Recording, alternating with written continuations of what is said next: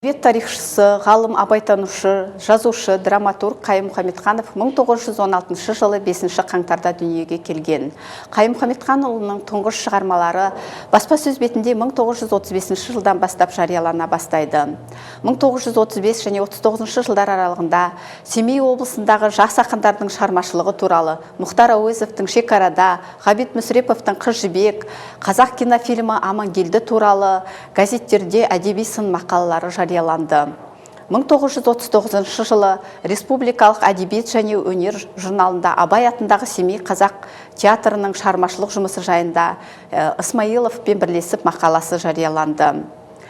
1937-1940 жылдар аралығында Қайым Мұхамедхановтың 13 мақаласы, 20 өлеңі, 2 поэмасы басылып шықты.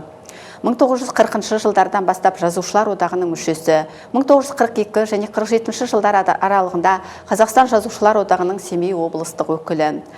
Жазушы Қайым Мұхамедханов драмалық шығармаларының ішінде «Майданнан майданға», «Комиссар Ғаббасов», «Ербілісай» атты туындыларын айтуға болады.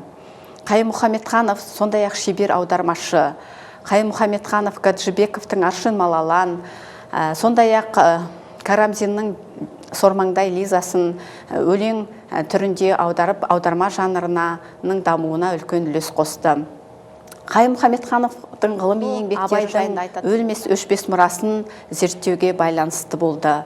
Мұхтар Әуезовтың ақыл кеңесі менен Абайдың ақындық айналасы, өмір мен шығармашылығы жайында, Абайдың әдеби мектебі жайындағы көптеген ғылыми зерттеу еңбектері бар.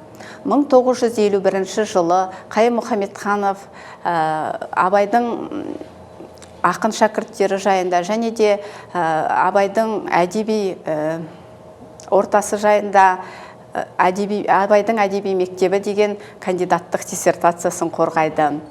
Осы кандидаттық диссертациясы қорғалғаннан кейін 8 ай өткеннен кейін Қайым Мұхамедханов жазықсыздан жазықсыз жапа шегіп, айдауға түрмеге сотталып, қамауға алынады.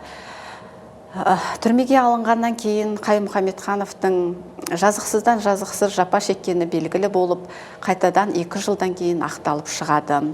Сондай-ақ Қайым Мұхамедханов осы абайтану саласына қосқан үлесі үшін 1996 жылы Қазақстан Республикасының мемлекеттік сыйлығының иегері атанды. Осы ғылымға қосқан үлесі, абайтану саласына қосқан үлесі үшін көптеген құрмет белгісі, ордендерімен, медальдарымен марапатталған. Семей қаласының, Абай ауданының, Аягөз ауданының құрметті азаматы. Қайым Мұхамедханов сондай-ақ тұңғыш қазақ СССР гимнінің авторы дейміз. Сондай-ақ біздің Семей қаласында шығып тұрған Мұхтар Әуезов, Жүсіпбек Аймауытов негізін қалап кеткен Абай журналының қайтадан басылып шығуына үлкен үлес қосты.